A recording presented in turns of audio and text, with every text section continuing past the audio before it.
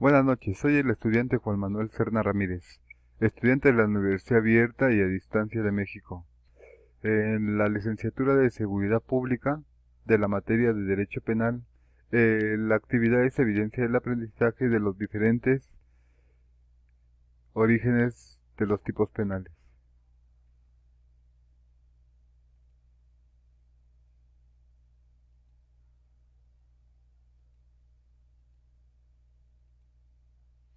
Como introducción, la ley penal puede definirse como el conjunto de normas que regulan las conductas antisociales de los individuos llamadas delitos, con sus penas y medidas de seguridad que contemplan los códigos de las leyes en la materia. El derecho penal forma parte de los mecanismos de un control social que tienen como finalidad tener determinados comportamientos.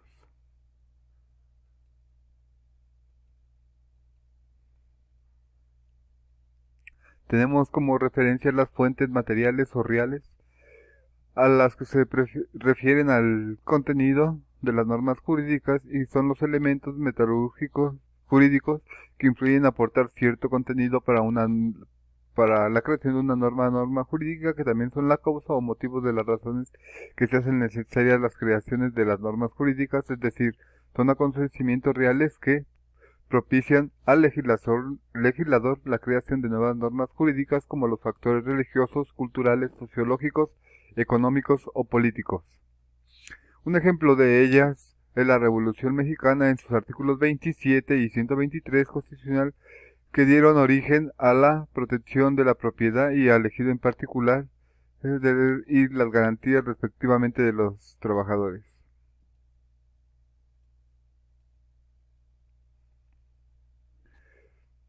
La fuente formal es el procedimiento o los modos de la creación de las normas jurídicas penales establecidas por la misma CPUM o en determinada sociedad para crear un propio derecho, teniendo como el apoyo la jurisprudencia, la costumbre y a la misma doctrina, siempre y cuando dichos apoyos sean sustentados por un proceso legislativo de los congresos locales y federales a los que corresponda.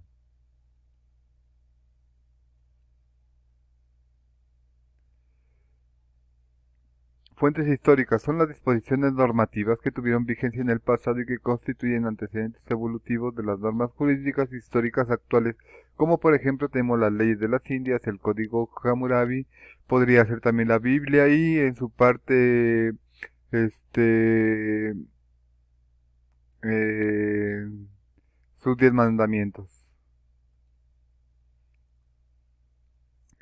La definición del norma es el punto esencial de una religión o una doctrina o un sistema de pensamiento que se tiene por cierto y que no puede oponerse a la duda dentro de un sistema, que se asienta por firme y cierta como un principio innegable de una ciencia. Por ejemplo, en este dogma tenemos nullum crimen sine ley, no hay delito sin ley. Este dogma podría ser el adulterio. Como ejemplo, el delito fue derogado por el cuerpo normativo penal, es decir, que dejó de existir en la historia jurídica del derecho penal, por lo que un individuo si comete dicha conducta puede estar libre, pues ya no rige y no está escrito ya en la ley.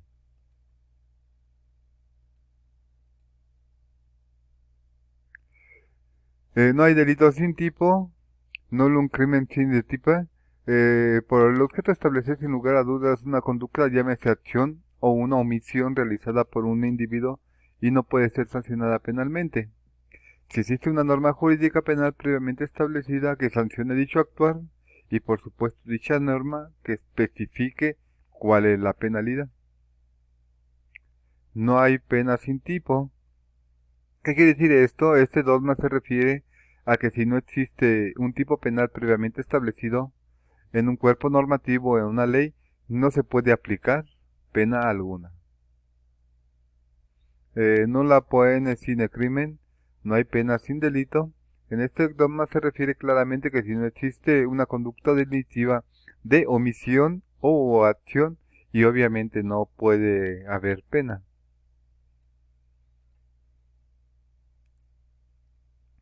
No hay pena sin ley, se refiere que ante la ausencia de la norma jurídica penal, específicamente que regule los términos de conducta, no puede aplicarse una pena o una sanción. Por otro lado, en el caso de la norma de la duda, lo más beneficioso es para el reo. Esto trae como consecuencia y se refiere que al juzgador, en caso de duda, deberá aplicar el mayor beneficio al procesado, es decir, tal vez podría ser la absolución.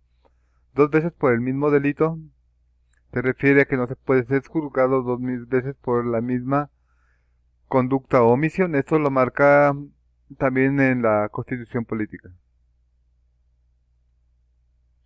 Empecemos con los ámbitos de validez en la ley penal. Recordemos que tenemos como base siempre la Constitución mexicana.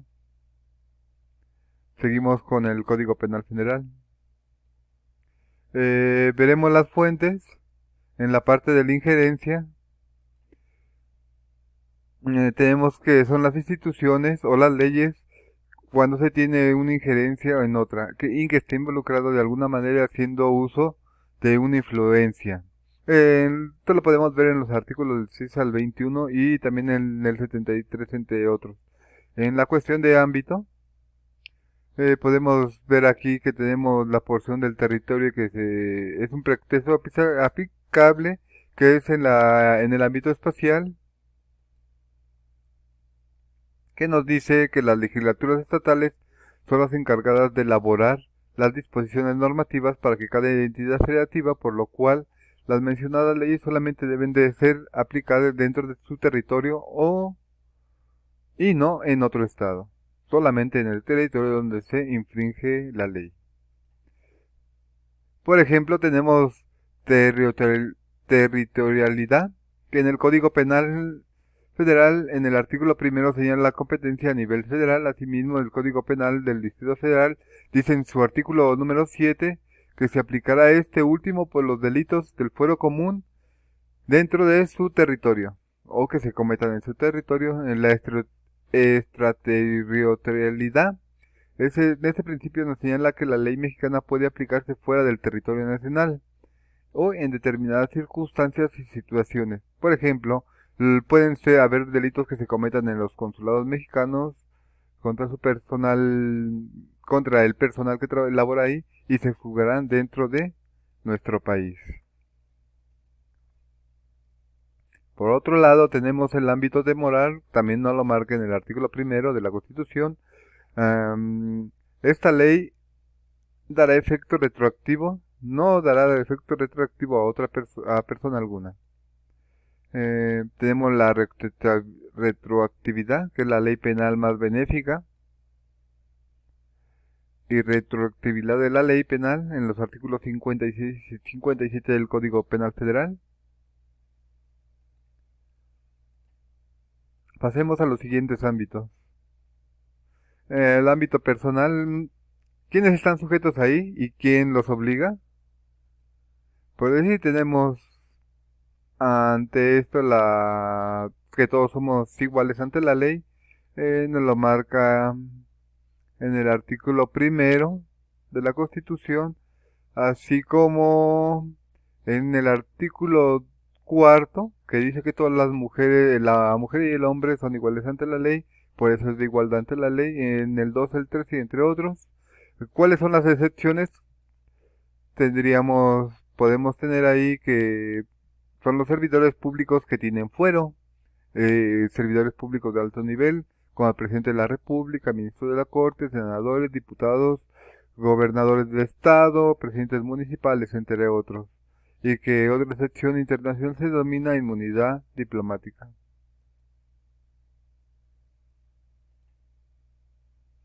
En el ámbito material, ¿qué regula esta materia? Pues regula el orden común local y el ordinario, también el federal, el militar o castrense. Vamos a ver el común, solo tendrá su aplicación y vigencia dentro de cada entidad. El federal, en su artículo 50 de la Ley Orgánica del Poder Judicial, nos da las especificaciones.